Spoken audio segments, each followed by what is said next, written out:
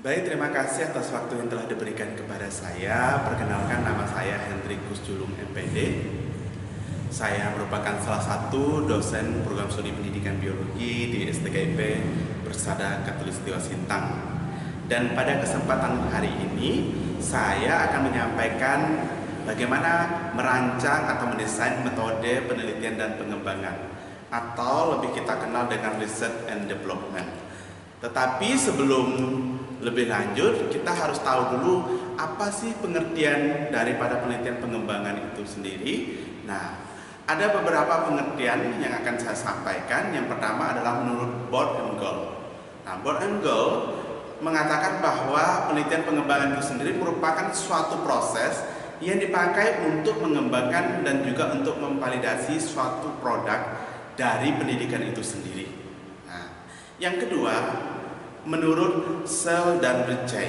Nah, Searle dan Ritchie mengatakan bahwa penelitian pengembangan itu sendiri merupakan suatu pengkajian sistematis terhadap pendesain, pengembangan serta evaluasi dari suatu program, proses, serta produk pembelajaran yang harus memenuhi kriteria validasi, praktisan, dan juga efektivitas dari pada pembelajaran itu sendiri. Yang selanjutnya menurut Sugiono. Nah, Sugiono mengatakan bahwa penelitian dan pengembangan itu merupakan suatu metode yang digunakan untuk mendapatkan suatu hasil produk tertentu serta menguji keefektifan dari produk tersebut. Nah, itu beberapa pengertian. Ada banyak pengertian lagi, tapi saya pilih 3 saja. Dan selanjutnya kita akan membahas bagaimana sih karakteristik penelitian pengembangan itu sendiri. Yang pertama, penelitian dan pengembangan itu harus ada masalah yang ingin dipecahkan. Nah, masalah yang ingin dipecahkan ini harus masalah yang nyata, yang berkaitan dengan upaya inovatif ataupun penerapan teknologi dalam pembelajaran sebagai suatu pertanggungjawaban profesional dan komitmennya terhadap problematika kualitas pembelajaran atau perolehan pembelajaran itu sendiri. Yang kedua adalah pengembangan model. Nah, pendekatan dan metode pembelajaran serta media belajar yang menunjang keefektifan pencapaian kompetensi siswa.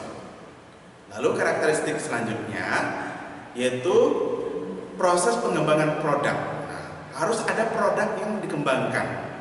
Nah, selain itu harus ada validasi yang dilakukan melalui uji para ahli. Nanti ada ahli materi, ada ahli media, ada ahli grafik, ya, macam-macam ahli sesuai dengan kebutuhan yang diperlukan pada saat penelitian pengembangan itu sendiri.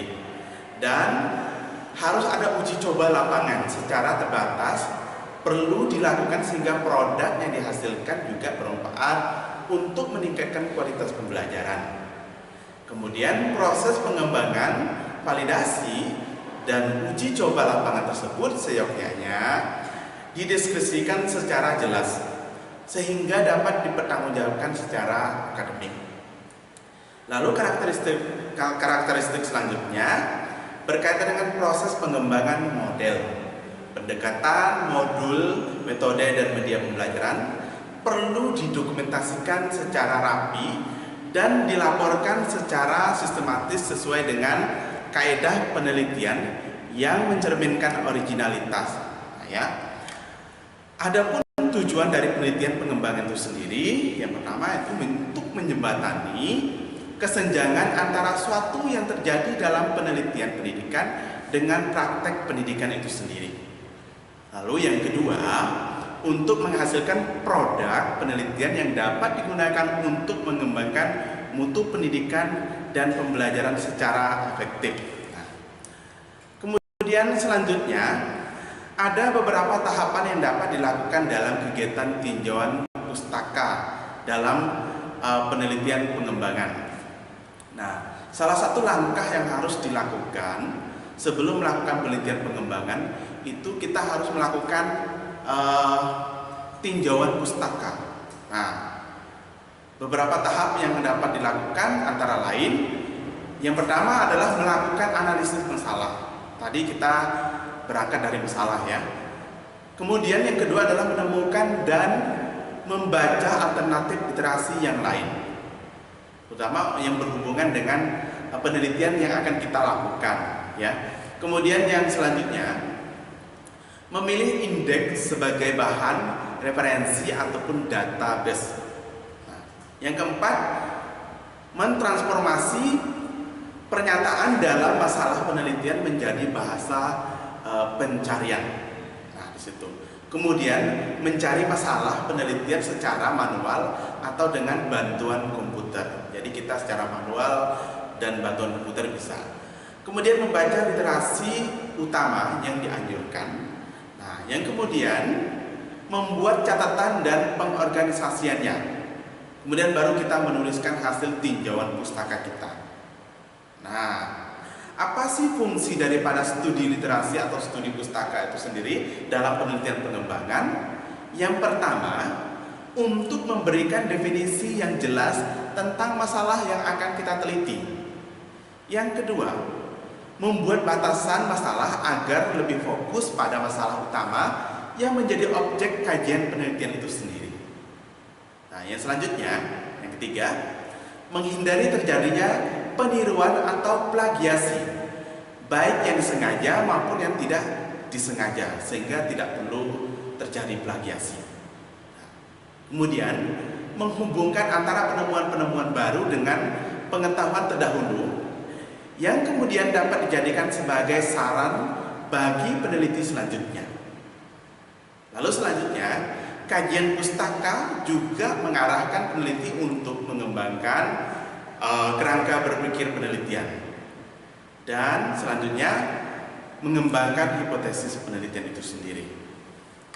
Kemudian, dalam penelitian pengembangan itu tentu ada sistematikanya seperti penelitian-penelitian yang lain. Nah, di sini saya akan sampaikan bagaimana sistematika penelitian pengembangan itu sendiri. Nah, yang pertama tentu kita harus ada halaman judul atau judul, ya. Nah, judul, ada halaman judul. Lalu kemudian di dalamnya ada abstrak, lalu ada kata pengantar, juga ada daftar isi. Kemudian kalau ada gambar harus ada daftar gambar, kalau ada tabel harus ada daftar tabel. Dan kemudian kita akan melihat ada berapa bab dalam laporan penelitian pengembangan itu sendiri. Seperti biasa, ada bab 1, bab 2, bab 3, bab 4, dan bab 5. Nah, mari kita bahas bersama-sama dari bab 1 bagian pendahuluan. Apa saja sih yang harus ada dalam pendahuluan?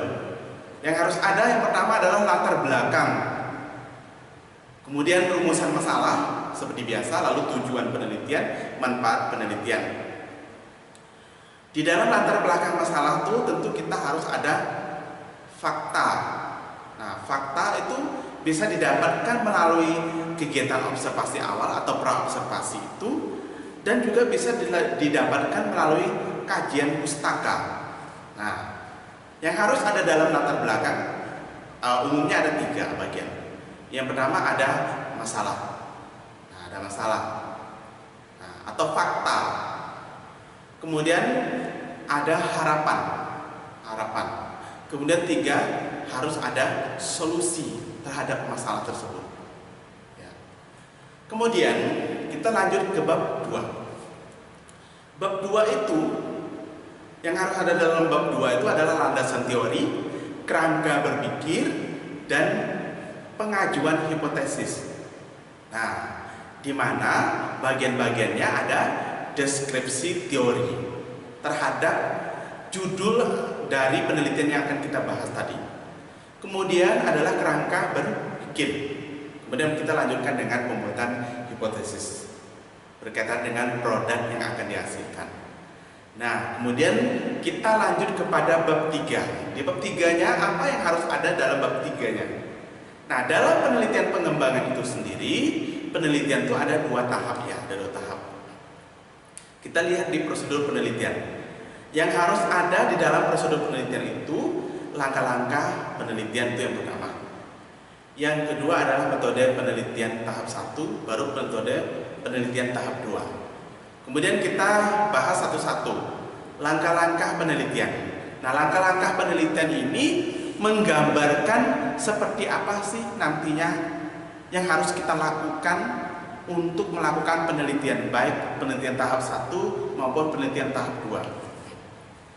Sebagai contoh, kita ingin mengembangkan model pembelajaran. Nah, maka yang harus kita siapkan di metode penelitian tahap 1 itu tentu kita harus menyusun proposal. Nah, dalam menyusun proposal itu kita harus menentukan bagaimana latar belakangnya, rumusan masalahnya bagaimana, tujuannya bagaimana, manfaatnya bagaimana, lalu bagaimana landasan teorinya. Nah, itu yang harus kita perhatikan, ya. Baru kita akan dalam metode penelitian tahap 1 itu barulah kita akan menentukan populasi dan sampelnya seperti apa. Lalu selanjutnya teknik pengumpulan data itu seperti apa tekniknya. Kemudian instrumen penelitian itu bagaimana. Dan antara teknik dan instrumen itu harus sesuai agar apa yang akan kita kumpulkan dari data penelitian itu dapat dikumpulkan dengan baik dengan instrumen yang baik. Maka dalam hal ini instrumen itu harus dibuat sesuaikan dengan permintaan data kita. Juga dalam penggunaan instrumen itu harus divalidasi dulu. Nah, baik validasi istri, konstruk maupun empiris, untuk mengetahui apakah instrumen yang kita gunakan valid atau tidak, sudah layak belum untuk digunakan dalam penelitian pengembangan itu sendiri. Baru kalau sudah layak, kita akan melakukan penelitian. Nah, lakukan penelitian untuk mengumpulkan data.